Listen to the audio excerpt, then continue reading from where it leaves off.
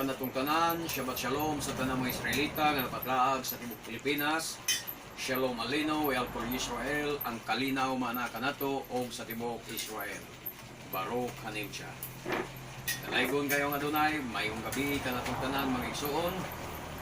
Kiin ano'y kulim, lasot dabar, nigid haimit, ilabiad haimit. Kaya wala kita'y mahimong batok sa mga pulong sa kamaturan, kundili sa pagdapig sa kamaturan. Anhitas, pagpamati, may igsoon sa mubo kayo nga mensahe alang nini nga Shabbat. Matod pa ni Apostol Kepa o Apostol Pedro sa atong ibaluan, sa unang Pedro 1:6, nag-ingon, busa angay ninyo kining ikalipay, bisan tuod, o sa pagkakaroon kinahanglan kini o kinahanglan tingali nga mag-antos kamo sa mubong panahon tungod sa daghang mga pagsulay kaninyo. Matod pa ni Apostol Kepa dire maigsoon, angay kuno natong ikalipay kining mubo nga pagsulay.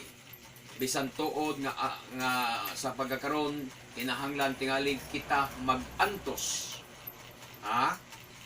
Gitawag mubong panahon, mag-antos sa mubong panahon, kay wala may baloy kining mga pagsulay, bahin aning COVID-19, coronavirus, kanos ani matapos og pila ka bulan ni natong antoson. Ang tuyo sa versikulo 7 ningon, ang tuyo nini mao ang pagsulay kung tinuod bagayod ang inyong pagtuo. Kay bisan gani ang bulawan nga lumalabay lamang, sulayan man pinaagi sa kalayo, di ba? Ang inyong pagtuo nga bililhon pa kaysa bulawan, sulayan gayud usab. Tungod niini, madawat ninyo ang mga pagdaig, himaya og dungog sa adlaw nga ipadayag na si Adonai Yeshua HaMashiach. So dunay katuyuan kining COVID-19, mga igsoon. Matod pa ni Apostol Kepa, ang tuyo niini mao ang pagsulay kung tinuod bagayod ang inyong pagtuo. Diba? Munang pinaagi sa COVID-19, makita na to kinsa ang tinuod nga adunay pagtuo o pagsalig sa labawng makagagahom. Diri makita kung tinuod ba ang atong pagtuo, kay bisan gani kuno ang bulawan nga lumalabay lamang, sulayan man pinaagi kalayo o layon sa kalayo. Ang ato kuno nga pagtuo mas labaw pa kaysa bulawan. Sa ato pa kining COVID-19 karon mao ni ang kalayo o sanis kalayo sa mga pagsulay sa atong pagtuo karon. Kay daghan kayo ang nasulayan, mga igsoon, halos ang tanang reliyon na naman nahunong ang ilang panimbahon. Daghang mga membro nga tuluyan na gyud na lang gyud no simba. Tuluyan ang ng mga lagat. Anuan, di man sila makahimo og simba kung anhara silang panimalay. Kay lagi mga igsoon nagagad sa kadaghanan.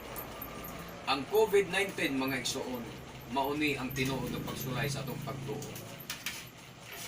Kay diri masukod unsa ka tinuod ang atong pagtuo.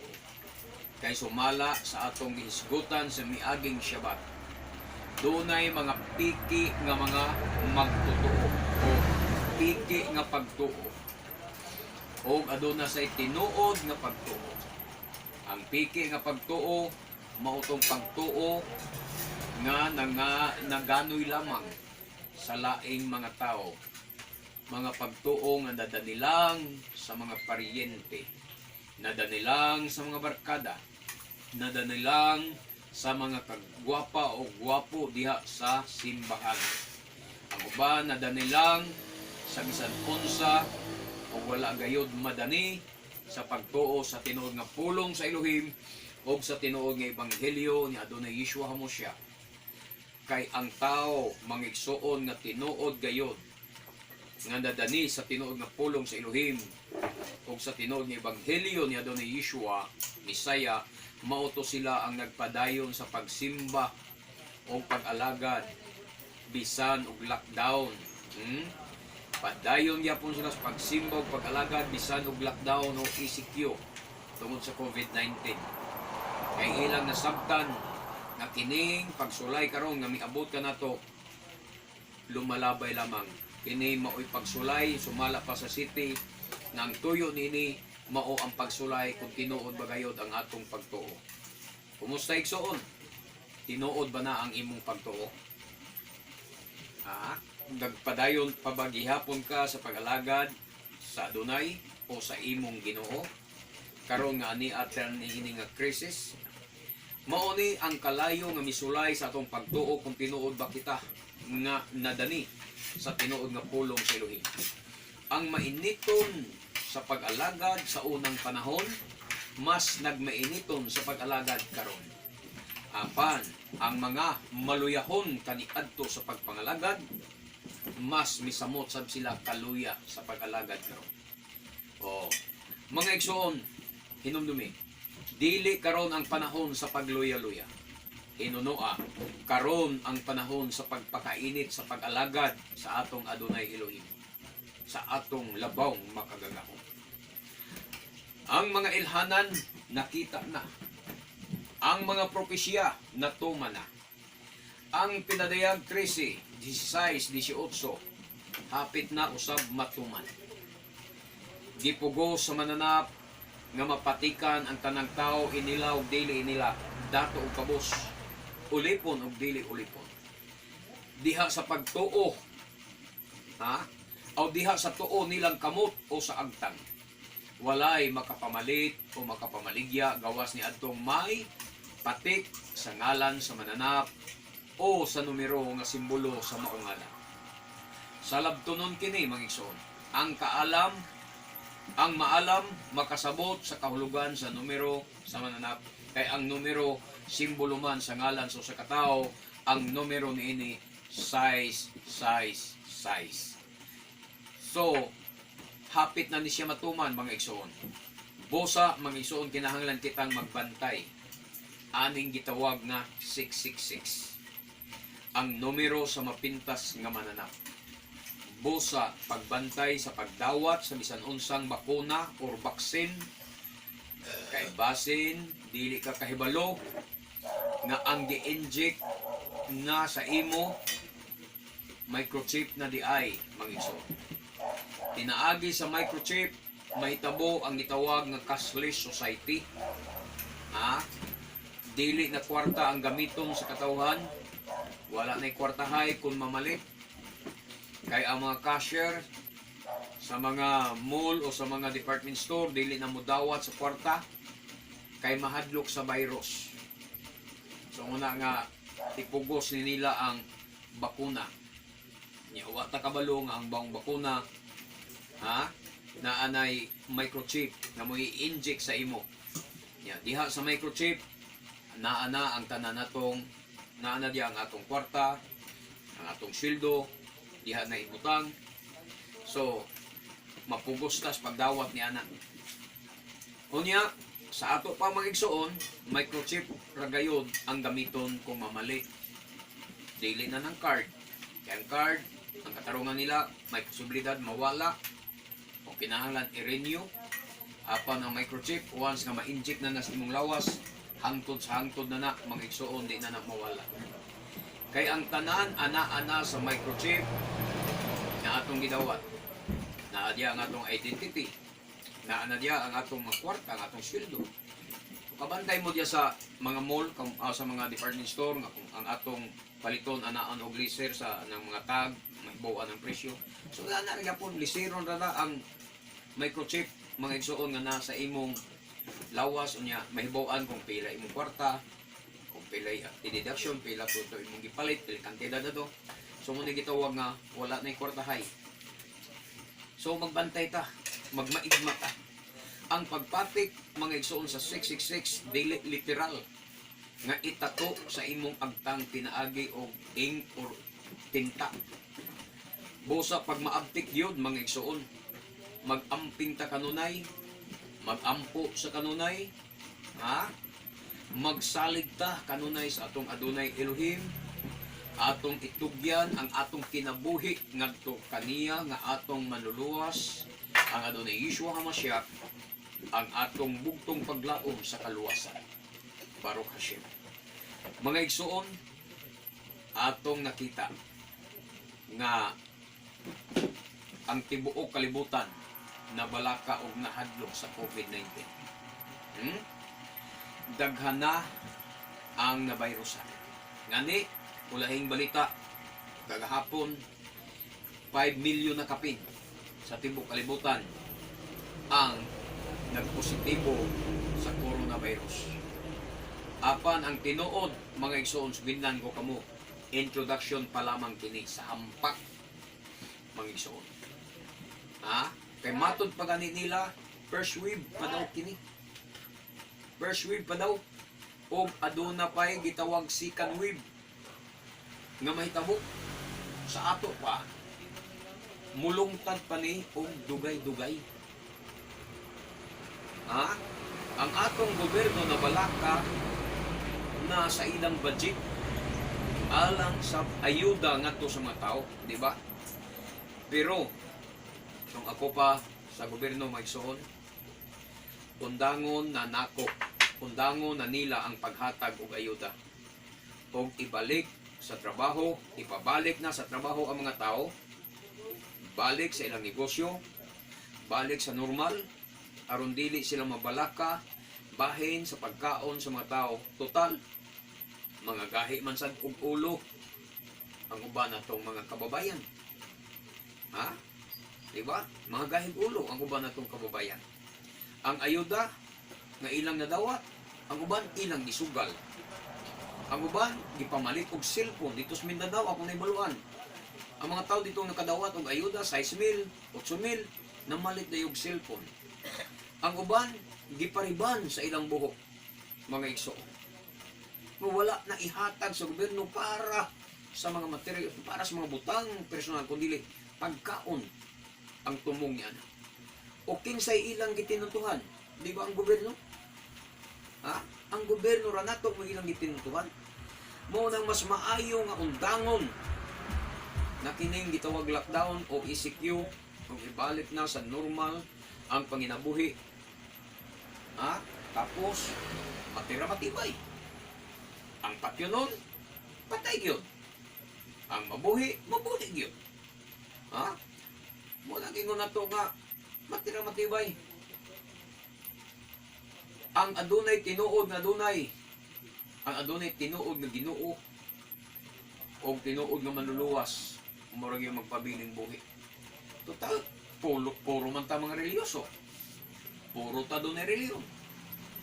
Ang Pilipinas, daghang reliyon. Lain-lain lang ang atong reliyon. So dili makita kinsa ang tinuod nga reliyon nga iya sa makagagahong nga mahan. O pas gobyerno, pasagdahan lagi. Pasagdahan. Ihatag na sa mga tao. Total, ang kalakis mga tao, dunay di matagaan, dunay maunsa diya, ang gobyerno may basulod. Largahan ko na nato. Ihatag na, ibalik na ang gitawag na ito, natural, normal. Balik sa normal. Balik sa trabaho mga tao. Balik sa ilang negosyo mga tao. Kaya ta, kinsay magpabiling buhi o kinsay mga matay. Total, ang gobyerno safety man sila silang kaugalingon. Magpuyo sila sa Malacanang, puyo sila sa ilang mga balay. No? Kaysa ang ingon-ani may tabo, mga tao wa na kaon, gutom na kay wa makapanginabuhi niya. Gobyerno ang basulon.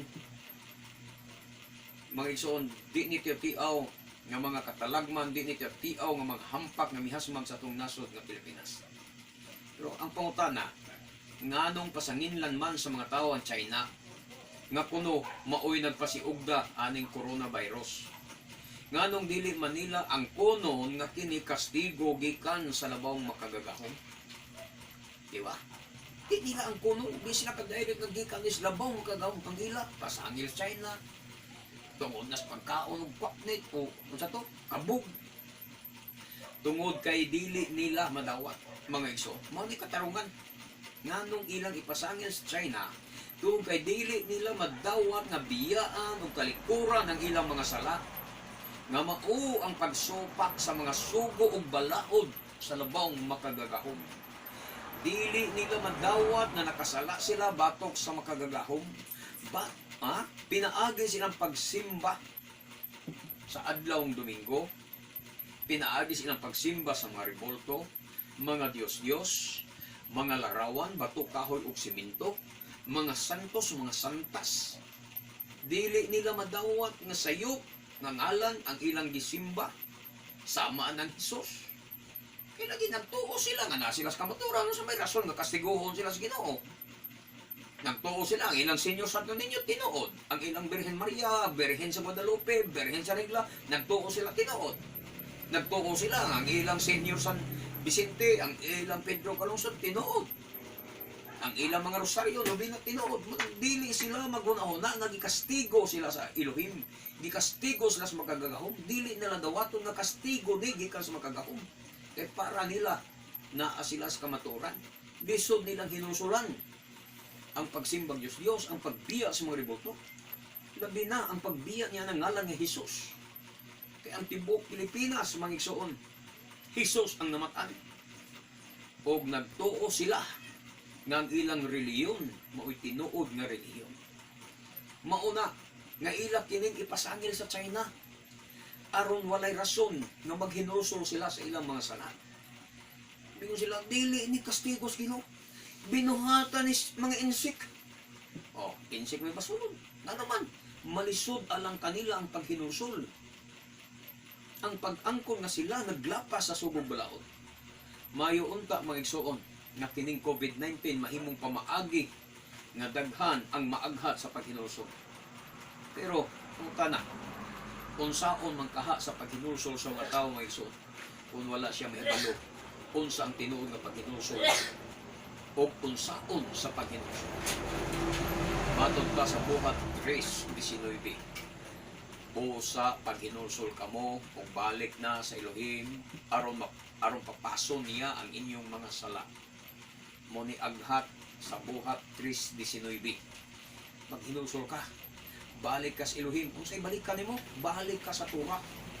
Balik ka sa sugog balaod pagtuman. Aron papason niya ang inyong mga sala. O ang panahon sa kahayahay mag-aabot gikan sa tubangan sa Adonai. Maora gayod ni ang solusyon mga igsoon sa COVID-19 ang paghinulsol. Ang paghinulsol mao ang pagbiya o pagtalikod sa sala. Unsa ang sala? Muna hinulsolan unsa ang sala? Ang sala mao ang paglapas sa iyang mga sugog balaod mga igsoon. Muna number 1 ninyong sala. Ang paglapas ninyo sa iyang mga sugog balaod. 1 Juan 3:4. Sige ngunya. Ang nakasala naglapas sa balaod sa Elohim kay ang pagpakasala mao'y paglapas sa balaod. Diha mo nakasala batok sa Elohim. Inyong gilapas ang napulo ka sugo. Inyong gilapas ang adlaw igpapahulay. Inyong gilapas ang iyang mga kapistahan. Inyong gilapas ang iyang mga kabalauran, mga igsoon. Maunay inyong hinulsulan. Maunay inyong hinulsulan. Busa hinulsuli ninyo ang paglapas ninyo sa iyang mga sugo o balaod sa Elohim. Ang napulo kasugo inyong gilapas. Hinulsuli usab ninyo ang pagsimba ninyo sa adlawng Domingo. Pagsimba ninyo sa mga Diyos-Diyos, mga rebulto, mga larawan. Hinulsuli usab ang inyong pagkababairo, pagkauwagan, pagkabayot, pagkatumboy, pagkapalahubog, pagkakawatan, pagkakriminal, pagkasugarol, o pagkahugawan. Hugawan. Kusog mo kaog baboy, kusog kaog mga hugawng mga isda sa dagat. Mga pastors, hinulsuli usab ninyo, kamong mga pastors, hinulsuli usab ninyo ang inyong pagkabakakon, inyong pagkahinapi, hinulsuli ang inyong pagkamangingilad, pinaagi sa inyong paggamit sa Biblia sa binaliktad nga pagsabot. Mga pastors, hinulsuli ninyo ang inyong pagwali, nga wala na'y balaod, kay grasya na lang. Kamong mga pastors, kung naminaw mo makakita mo nga video, hinulsuli ang inyong pagkabakakon, pagkabutbuton, pagkamangingilad sa inyong mga membro. Kanang inyong pagwali nga wala na'y sugog balaod. O mubalik mo sa Elohim. Mubalik mo sa iyang Torah. Pinagi sa inyong pagtuman sa iyong mga sugog mga balaod. aron mapasaylo ang inyong mga sala ug magpabautismo mo sa ngalan ni Adonai Yeshua HaMashiach alang sa kapasayloan sa inyong mga sala ug ang panahon sa kahayahay mag-abot gikan sa tubangan sa Adonai. Dumina Lucas 13:5 unsay gingon ni Adonai Yeshua, kay kung dili kamo maghinusol kamong tanan mga matay usab sama kanila.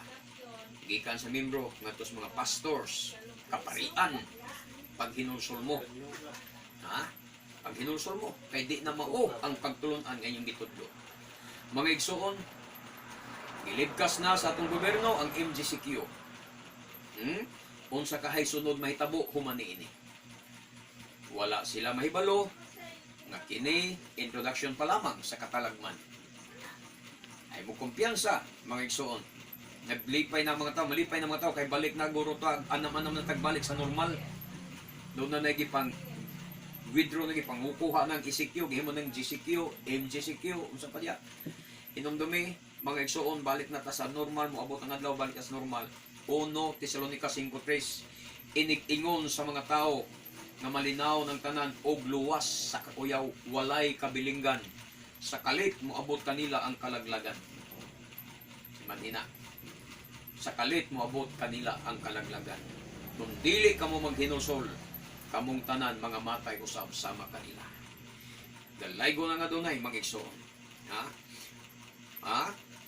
Baruch Hashem Elohi Abraham, Elohi Yitzchak, Elohi Israel.